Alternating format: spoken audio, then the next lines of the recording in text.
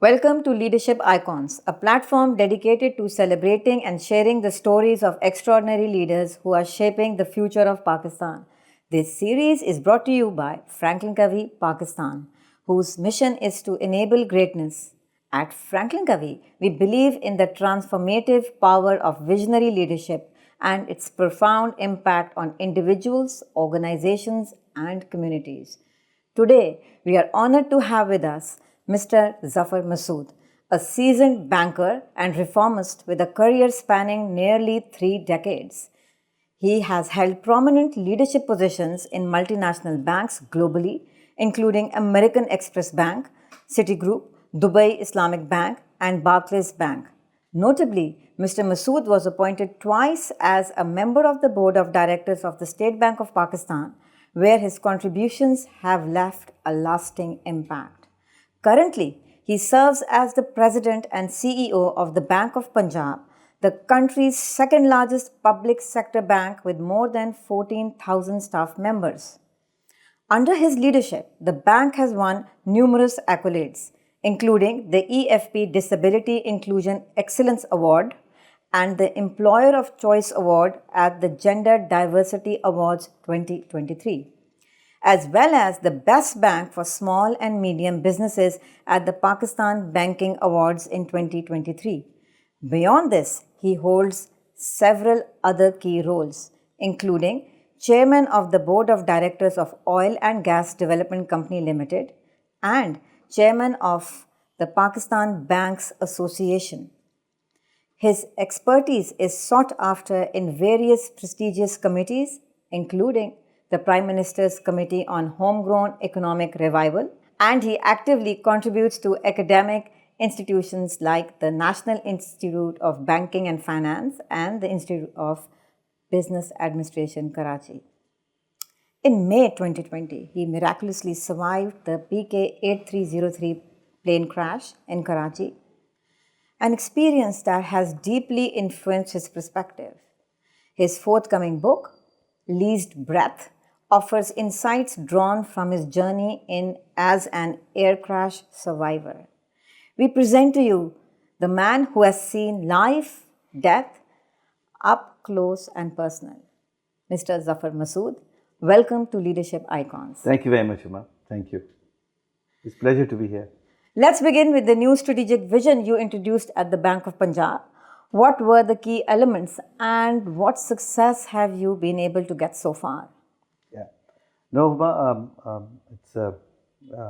I'm really honored that, yourselves and FranklinCovey has approached me for this very important initiative of yours. This shall go a long way in many ways, including encouraging our younger generation to look towards Pakistan for staying back rather than flying out. But there are opportunities. People stay back; they'll get the benefit of it. And perhaps I'm one of those people who has been the beneficiary of staying behind in Pakistan. You talked about the strategic vision of the Bank of Punjab. To tell you the truth, there was nothing new.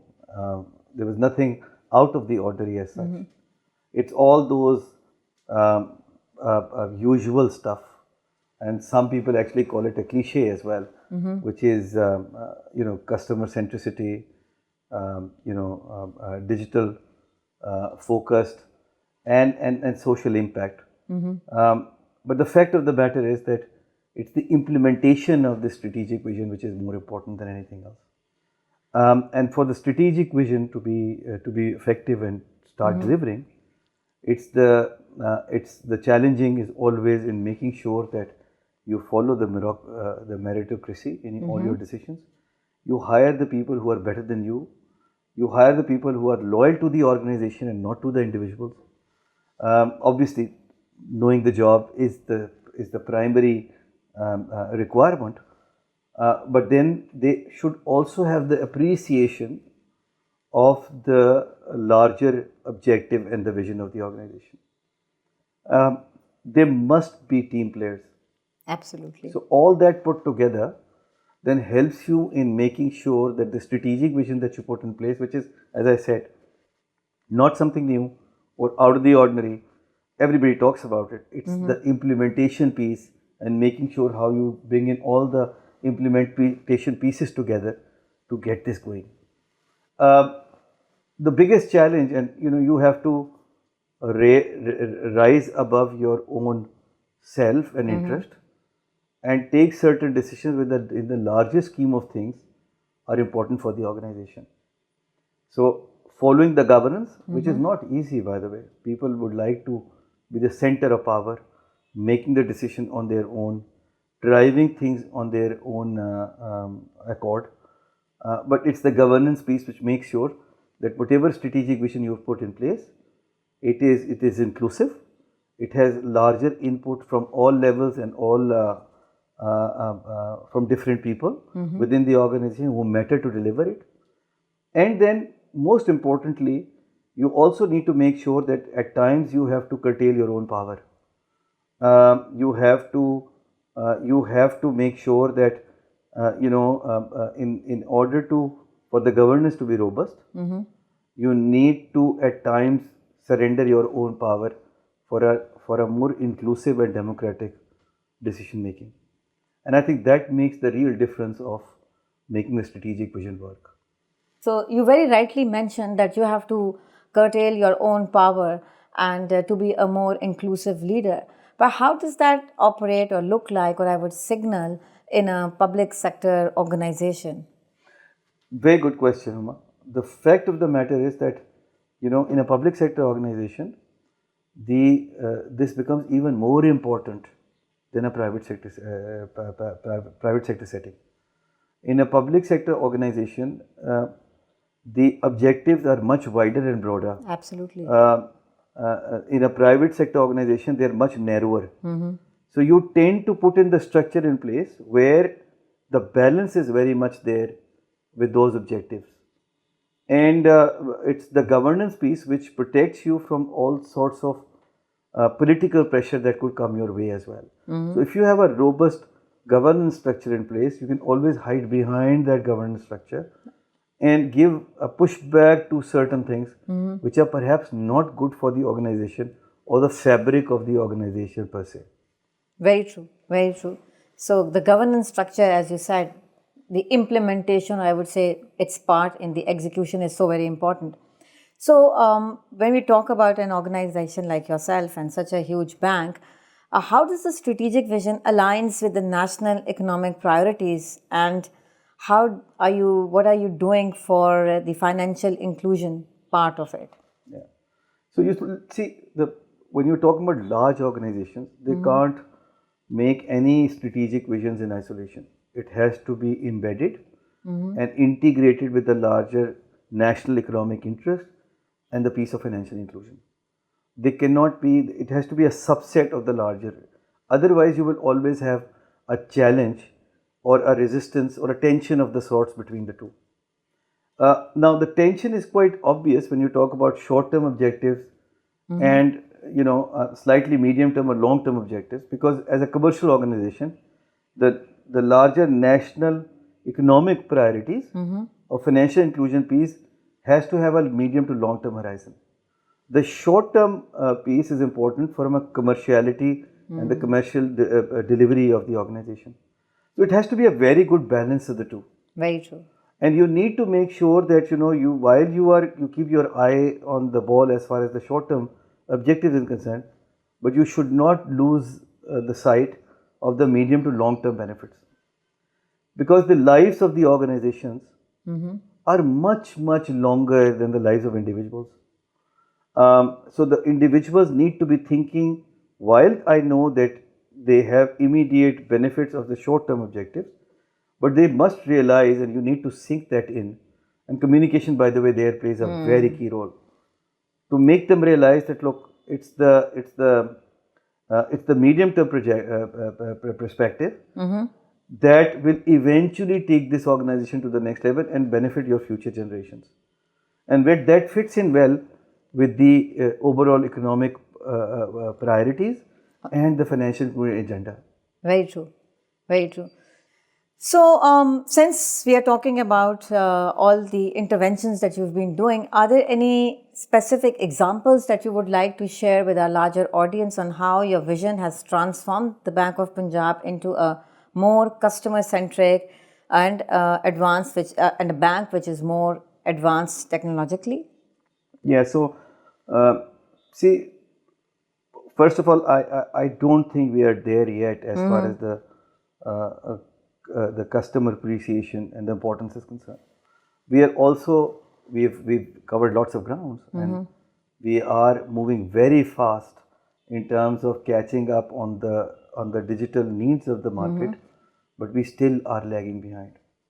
So I personally think that we still have lots of lots of paths to cover and follow. But having said that, we've come that far very fast.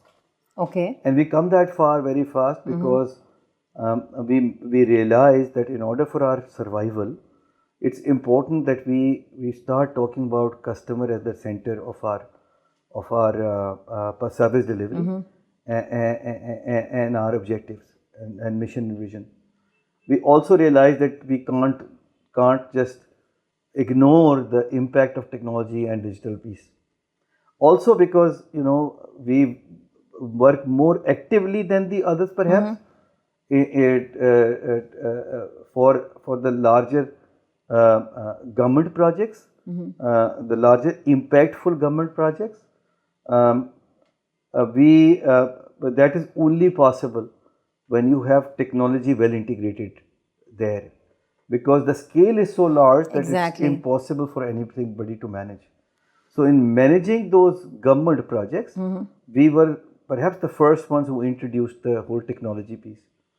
The priority sectors like SME and agriculture, again because the scale is so large and because the cost of doing business is also relatively larger than the others, it was important for us to introduce technology there.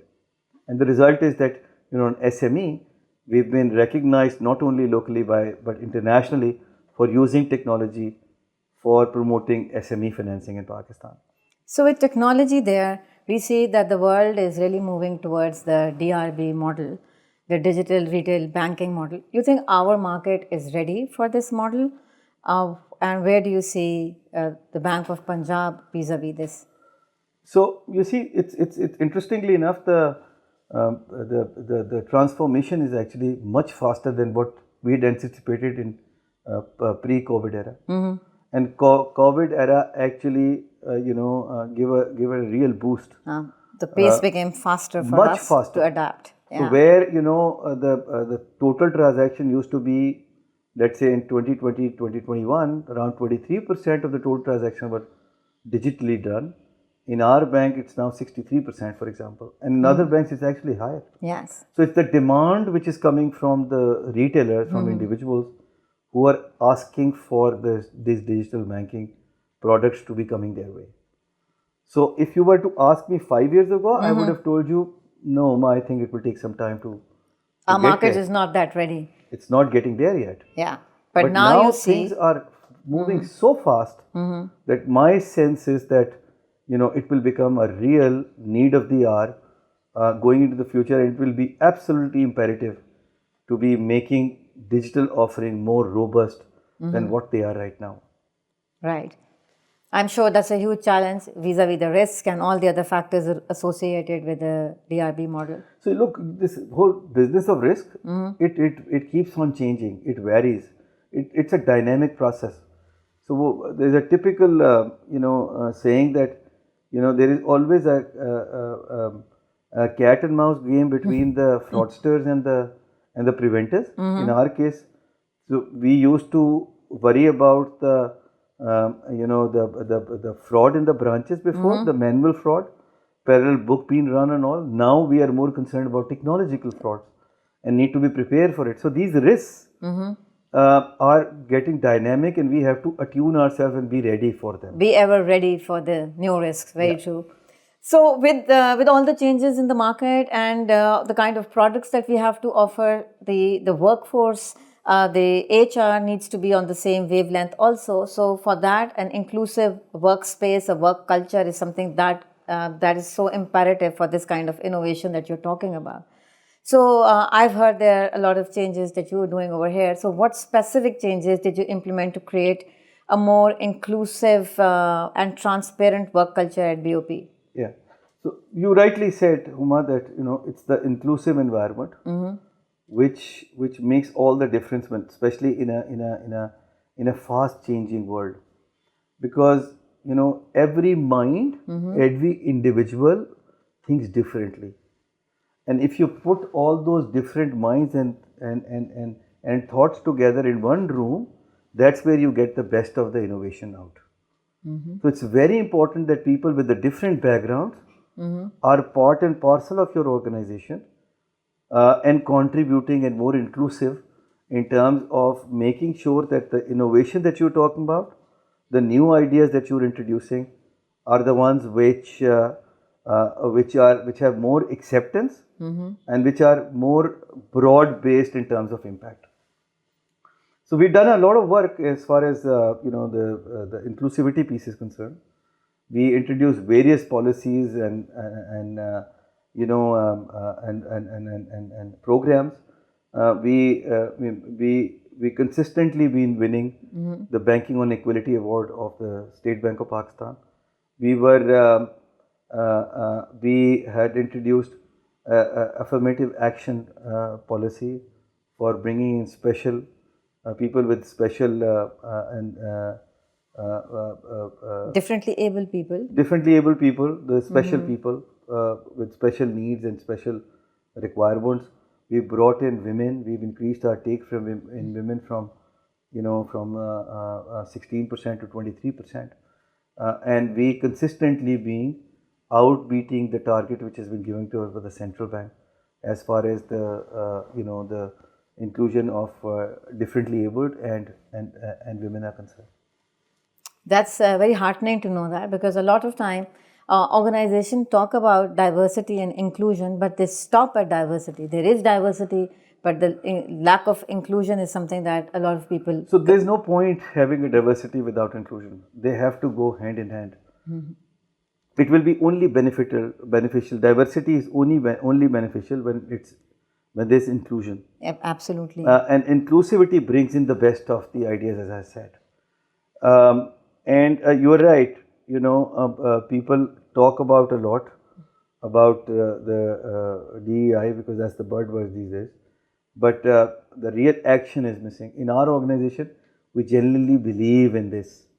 We genuinely believe that we need to encourage people with different backgrounds, with different ideas. It's very heartening to see that you just mentioned that your women inclusivity or the workforce percentage is 23% here at BOP, which is much above what the State Bank stipulates for. So how were you able to manage that, and what is your philosophy behind it? Yeah. So you see, State Bank of Pakistan actually has set up a target for all the banks. So we are much ahead of that target that the State Bank has set. Obviously, the expectation of State Bank is to be much higher than 23%. But nevertheless, we generally believe that our number should be much higher than what it is right now. But to be honest, where we've gotten in 23%, we're very proud of that. Secondly, we have been able to introduce lots of HR policies. So gender mainstreaming, harassment and deterrent against retaliation policy. Affirmative action, by the way, helped a lot in attracting women. We wanted to make BOP a safer place for women to come and work. The work-life balance was very important. And some kind of flexibility women always needed when they are at the workplace in terms of it. So we introduced different programs. We introduced flexible working arrangements. We introduced daycare facility, by the way, commuting facilitation, and then gender sensitization session were very critical in terms of making people realize that there is zero tolerance for any sort of harassment. And trust me, at times we've made an example out of people. For even a minor harassment case, we have given them the highest penalty possible, and I personally resisted many times in accommodating or letting people go on harassment cases, because this is not something which we can tolerate. And this is what makes the whole work environment acceptable for. And attracts more people to come here, because the Absolutely. word of mouth spreads with how the work culture is about Indeed. it. Very true. So we mentioned earlier also there is a book which you have been writing and it is about to come out. The title is something that I'm looking forward to read it, The Least Breath. Can you tell us something more about it? Sure. So, Lee's Breath is a book of the 10 musings of myself post my air crash. It's been accepted by an international publisher and expected to be out by January 2025. This is something which I'm very excited about, because it's rather than telling people the story of the crash per se, I have gone a step further, and I've tried to highlight the learnings, because I believe that it's important and it's incumbent upon me to share my learnings with people who have not, and I hope nobody experiences that, who has not experienced the death so closely, because that changes the entire perspective of life. And that is, I hope that book is helpful for people's personal as well as professional lives. We are looking forward for the book to come out. I will be the first one to read it. So when you talk about, you just talked about the crash, and everybody knows you. I think people might not know you as the president of BOP, but they might know you as the only survivor of the PK. Only 2 survivors. Yeah, one of the only 2 survivors of PK 8303. So as a leader, we would like to know you, one, as a person, as Mr. Zafar Masud, the person who you were before 2020, and who you are now after 2020, because it has been quite some time and you have been thinking about it and you've been writing about it, and I'm sure there is a shift in you also. So would you like to mention that to us? Sure. So first of all, Uma, I personally believe that your personal life and your professional life should be bosom buddies. You shouldn't have two faces. Whatever you are should be reflected in your personal life too. Either you have a good person, so you are a good person at work as well. You can't be a good person at work, but you are not a good person in life. So to my mind, these are two integrated things. They're bosom buddies, they're joined from the hip, and you can't separate the two. But having said that, there are still certain learnings which are common, and some of them are sort of are not common as such. Starting from the fact that I've become very brave in terms of decision making or taking risks. It used to be I always believed in taking risks, because I personally believe that if there are no risks, there are no rewards. So for better rewards, you have to take risks. But after the crash, I've realized that decision making has become much easier for me. I can take difficult decisions in a much easy way than it used to be. Also, the tolerance towards people. That was also something which was lacking in the past. And I won't say lacking in the past, but perhaps not as tolerant about our people and let them making mistakes. Now I really want to give them a chance and let them make a mistake. The other thing is empathy.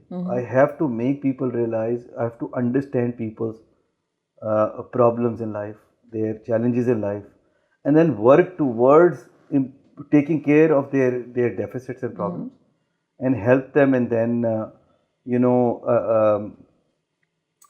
in making them an improved individual, and hence improved professional. There is a ultimate desire to make a change in life, to make a change in the way I work and make an impact whatever I do. So you see, the important thing is that, you know, it's given me a lot of clarity in life. What is important, what is not. When you are younger or you haven't experienced what I have experienced, perhaps your perspective in life is very different. For me, you know, after the crash, the money or the position is not important. It's whichever position you're on, you have to start doing things in a way that makes an impact. You have to. It's the relationship with people that matters. It's the individual which is more important than anything else. Your relationship with that individual, whoever will come in contact with you. I've become very careful in terms of, you know, whatever step I take or decision I make or action I undertake, because you know, when the crash was happening, I had no regrets and I was ready to go. But now I've realized that, you know, it's such a satisfying feeling when you are going and you have no regrets, that sooner or later, you know, one way or the other, one has to go. But at that time, you should not have any regrets. So between now and whenever my calling is, you know, I don't want to be in a situation where there are regrets now. So your end in mind is no regrets. No regrets. The objective in life is to make sure that there are no regrets. Then, you know, there's an appreciation for fragility of life. And the life is so fragile that every moment is important. Every word that you say, every action that you take,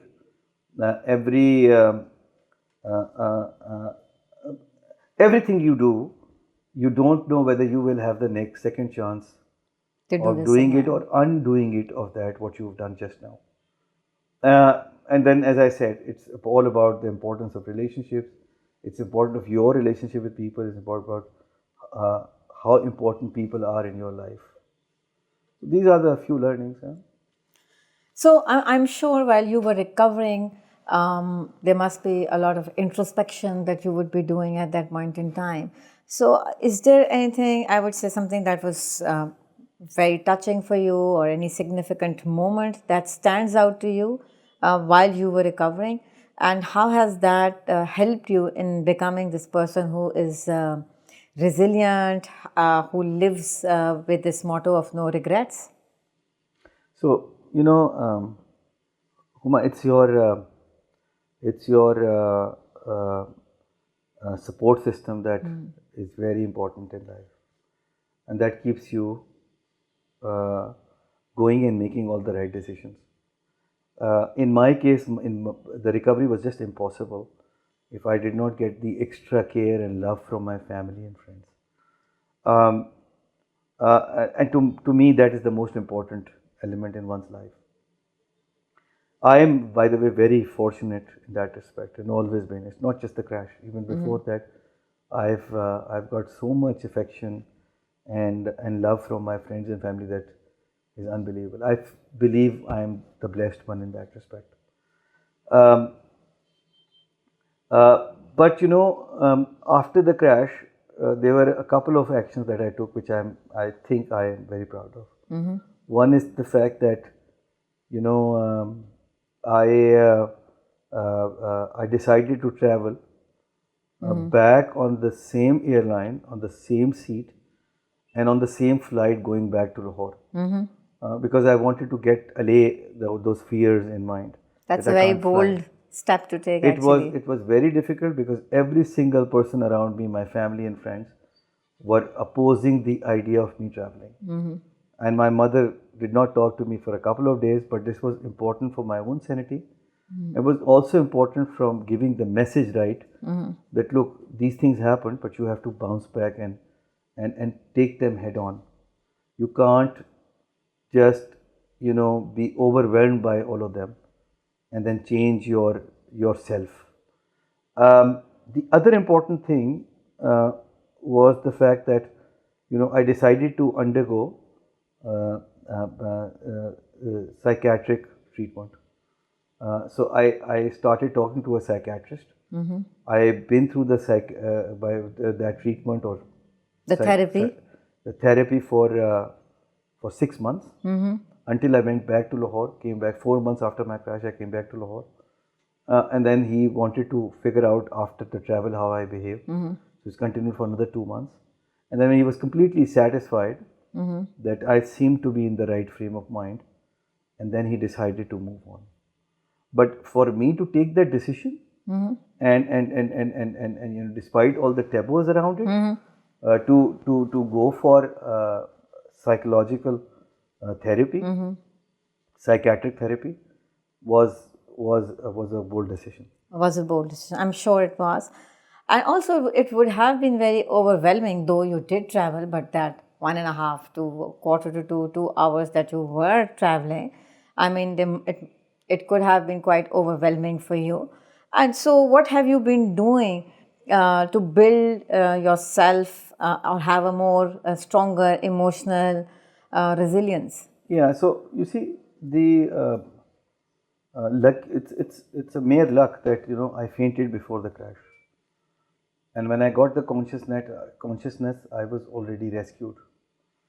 So, because of that, my mental state remained sort of unimpaired.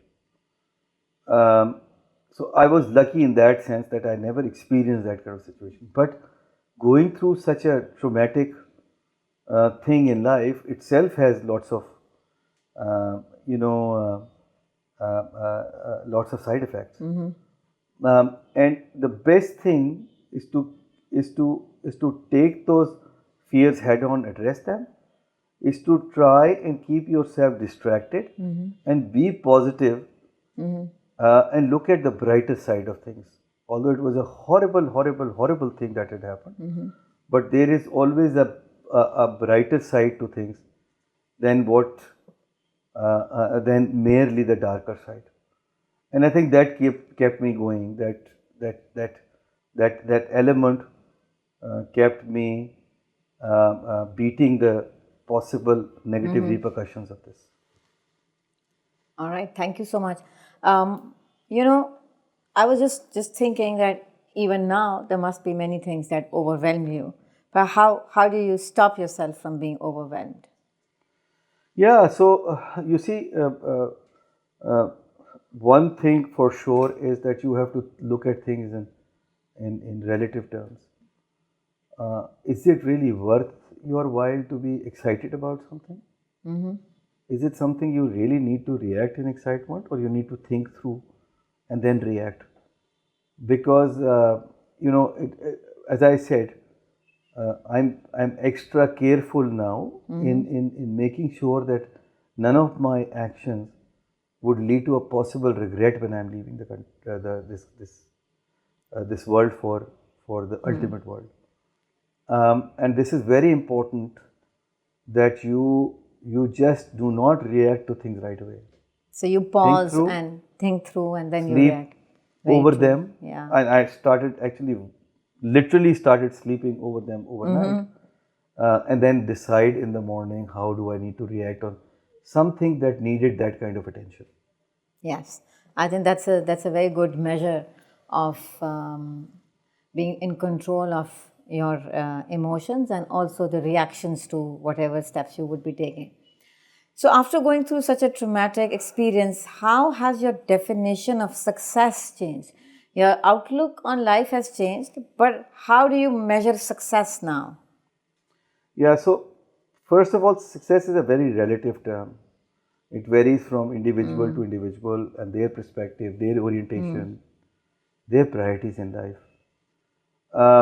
My perspective of success has changed substantially, by the way, which was very different pre-crash, in the sense that I realized that it's people who are the most important, important element in your life. It's the relationships. Although before that also I was always been somebody who always have had very strong relationships with people, long lasting. But I realized as a measure of success for me is somebody who is honest and sincere to himself, and who is honest and sincere to the people who come in contact with him. And that's where you really need to at times go beyond your personal interest also, to make sure that your relationships are not spoiled or compromised in any way. It's not an easy thing. I'm sure, and the position at where you right now, it must be even a more difficult thing. It's a very difficult thing, but then you have to take difficult decisions, but then you only need to make sure that you take those decisions on merit and without any biases, without any emotions coming in the way. And to my mind, your impact on people is the biggest success yardstick. Very true. Also, you said you are now very, very clear, and you have a huge clarity on what is success, what life is all about. You talk about relationships. So if I would ask that, what is the legacy that Zafar Masud wants to leave, how would you put that in a sentence? Impact on people. Okay, so we've been talking a lot about how you've been thinking, how your thinking has changed, how you've evolved the bank. But I just want to ask you a few questions which are more like a rapid fire round. Sure. And I'm going to just give you 2 words. I know sometimes both of them matter, but I want to know what matters the most for you. Sure. So my first question is risk or reward? Risk. All right. Public sector or private sector? Oh, public sector, hands down. Innovation or regulation? Now, that's a difficult one. I would tend to go for the balance of the two, but if you ask me for one of the two, I would say innovation. All right. Leadership or management? I don't think it needs any response. It's the leadership. Okay. Legacy or a quick return? Legacy for sure. Profitability or social impact? Oh, social impact. Profitability will come on its own. All right. So everybody looks up to you.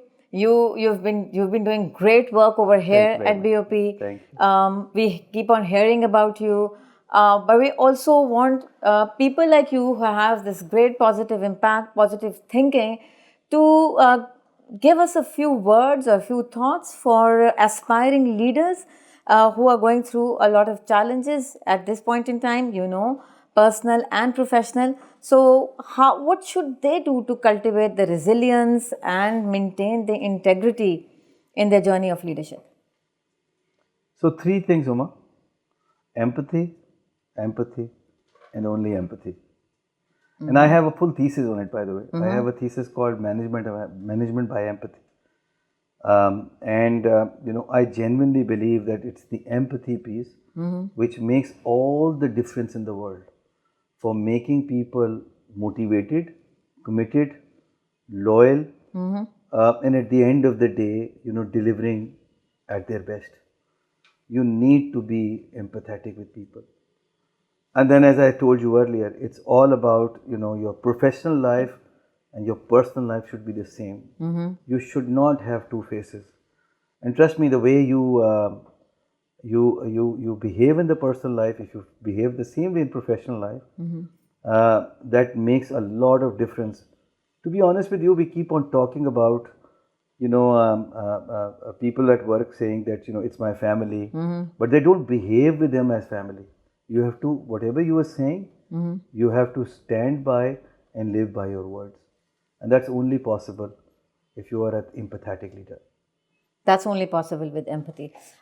This question is not there, but I would like to ask you this question. If you rate yourself in empathy, how would you rate yourself pre-2020 and now? So I've always been very empathetic, and that has come from my parents, from my mother particularly. I've seen her, she's my teacher as far as empathy is concerned. That empathy element has always been there. But that was reinforced after the crash. I realized that, in order to get the best out of people, you need to be empathetic. You need to appreciate and understand their constraints and problems. And you work with their constraints and problems. You give them leeway to make mistakes. You give them the opportunity to make mistakes to an extent where, it's within the tolerable limits. I think they turn around and deliver. And they deliver much better than your expectations. I'm sure you must have seen people change. Many times. Change, and you changing your perspective about people, and in return, them changing and the whole game is changed. Absolutely. That's how it works. Ji Zafar, I'm really interested because I think you're so absolutely right about how empathy really changes the face of everything. It's a whole new ball game. So I'm so wanting to understand that when you change your perspective and you wanted to be more empathetic towards people and practice more empathy, is there any particular example that you can share with our viewers where you had a very different perspective about somebody and you used your empathy and you wanted to see the person in a different light? And how did that affect that person's perspective? How did he respond to empathy? And what were you able to achieve together? It's a very good question, Uma, and you put me on the spot actually. Um, uh, so, two things. One is the fact that, at times people think that if you are an empathetic leader or you have an element of empathy in you, you're actually a very soft-hearted person.